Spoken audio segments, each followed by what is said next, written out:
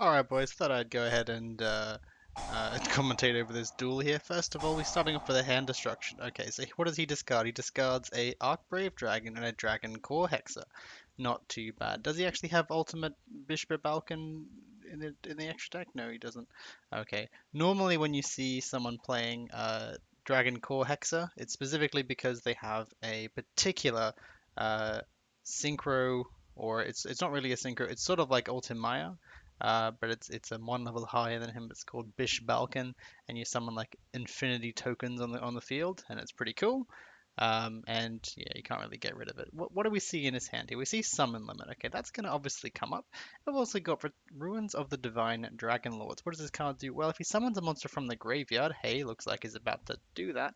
It's going to negate any special summon monster's effects unless I special summon that monster from the graveyard. Okay, so his hand destruction didn't just benefit him, it kind of benefited me as well. So I had a choice of cards to discard here, and none of these cards here would be doing me any favors in the graveyard. However, Darkwurm can summon itself from the grave if I control no monsters, and it can search a gate 0 if I do. However, then I don't have my pendulum scales.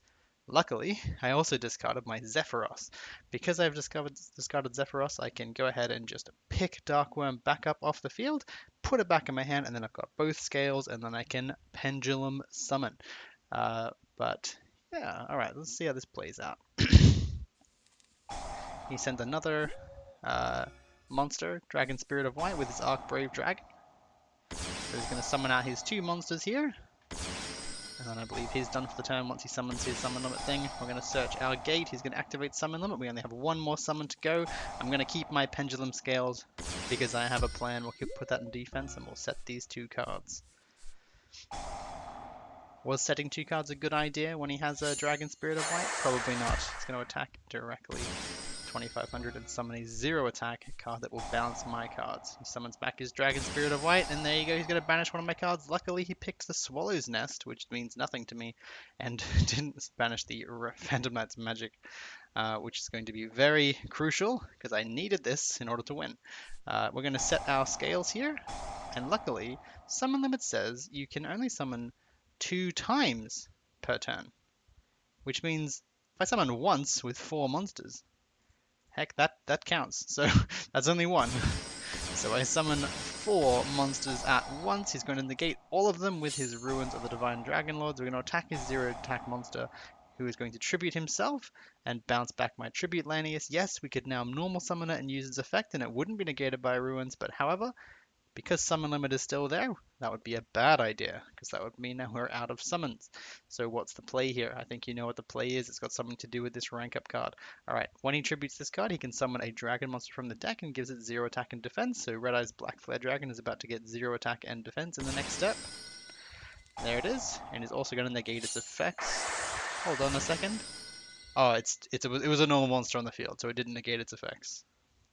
We're going to summon Forstrix as our second summon, our last summon for the turn, and then we're going to pass turn after we activate its effect. Now, we're going to activate its effect even though it's negated, but why is that? Well, you see, I've got 2 dark monsters in the graveyard now, and rank up magic, Phantom Knight's Force, or rank up magic, yeah, no, it's the same thing. It says banish any number of dark monsters and target a dark xyz you control and give it the number of ranks for the number of monsters you banished higher. Okay, so I'm going to rank up into rank 6 if I banish both, or 5 if I banish one of them, and I don't think I have a rank 5 to go into a might. By a happy coincidence, I activated this when he attempted to go to the battle phase. I was like, hold on, end of main phase, and I activated Phantom Knight's rank up. But banished both of these cards. They are gone forever now, but we have 3000 defense. He cannot attack over that, even if our card gets negated, which it does. He can't activate Hand Destruction, and he can't summon Black Flare Dragon. His deck is a brick on legs. Now we have Skip Force. It's going to make the thing a whole lot easier, because now I can summon Satellite Cannon Falcon. Now it says here, your opponent can activate cards and effects in response to this effect's activation. But because he's got a trigger effect, actually that doesn't make a whole lot of sense. Interesting. I'm gonna look into this. But when I summon this, he activates Ruins of the Divine Dragon Lords. I would have thought, because I've summoned this card and it's my turn, that my Oh, this is probably mandatory. Yeah, this is probably a mandatory effect. So because this is a mandatory effect and this is an optional effect, he gets to activate his effect first, which means he's not responding to my effect activation, which means he can activate that. However, when my effect resolves, it destroys both of his cards and the floodgate is down. We are free to go. Pendulum summon, tribute Lanius, and then you know what, that's all she wrote, folks. We're just going to do a bit of flexing here. We're going to get out our Ultimate Falcon and a Boral Sword through a means. Um, I haven't normal summoned yet. I was able to summon Strangle Lanius because I had a Dark Monster in the field. And then I was able to use his effect to summon a card from the graveyard because I had Satellite Cannon who had a Xyz as his material. I'm going to summon Ystrix. Ystrix will summon our other OCG boy, Raider's Wing, who's pretty cool. Um, we're going to overlay with that because we can't use this link material. We're going to detach it and then it will summon itself back after we search a skip force. Make a Boral Sword because we could have made it with this, but that would have banished it when I left the field. We've summoned Ultimate Falcon. We've activated its effect. What does its effect do? Its effect makes everything lose 1,000 attack. That's why Dragon Spirit now has 1,500, but also means your opponent cannot activate cards and effects for the rest of the turn. So he cannot activate anything else for the rest of the turn. It's all me now. Attack into this and gain half its attack. Probably didn't need to reduce its attack, but I guess I kind of wanted that no honest protection there. We also activate Boral Sword targeting Ultimate Falcon to switch it to defense. However, it cannot be switched to defense, but Boral Sword will still gain the extra attack. And that's all she wrote. Beautiful. I love it. I was really happy with that replay. Just wanted to produce that as a quick little video to show off the pendulum summoning of Raidraptors. Why is it important? I think it's important because of this reason. Because, well, not because of this reason, because this is super specific, but there are many situations that come up where your normal summon isn't good enough, where you get negated, where you get Ash, where you get something else, and having Darkwurm doesn't mean you'll always win, okay? But what it means is that you have another option. You could summon it from the graveyard and make a rank 4 with it. You could activate it in a scale when you have no monsters, and it'll search the other scale. Okay, they search each other. It's an amazing engine. It's really useful. Um, yeah.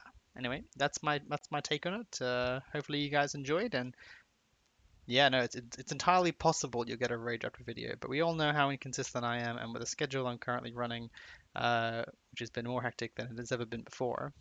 You know, good luck getting a reliable video out of me.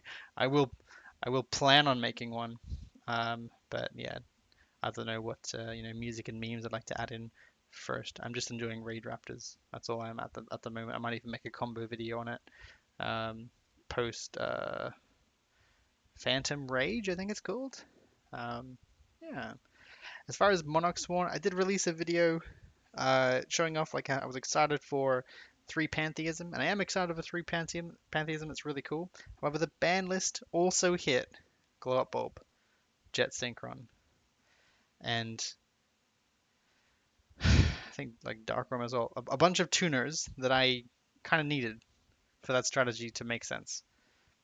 That strategy is only like amazing because of the synchro stuff you can do and the Ixie stuff you can do and the link stuff you can do and the changing attributes and making like things like Nat Beast with like fire monsters and it's like that the whole point of Monarch Sworn is being able to make really cool plays from the graveyard, and they took away a lot more cards than they gave.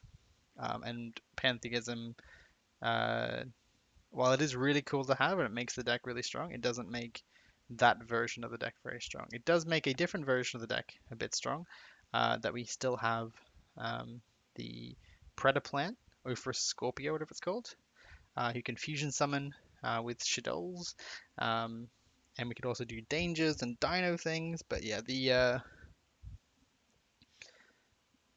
the traditional form of that deck is still dead. Um, it's still dead because it's not dead, but it's not nearly as strong as it used to be because the graveyard recursion is what the whole deck was. The whole point of it was. So snow's gone, grass is gone, and even if those two were back, we've lost a whole bunch of tuners because of needle fiber, and that's really upsetting. But I will continue to try to find a way to make the deck work, and I'll see what I can do about a video producing it. Um, yeah, no promises. Anyway, I will catch you guys next time. And yes, I do still play Yu-Gi-Oh!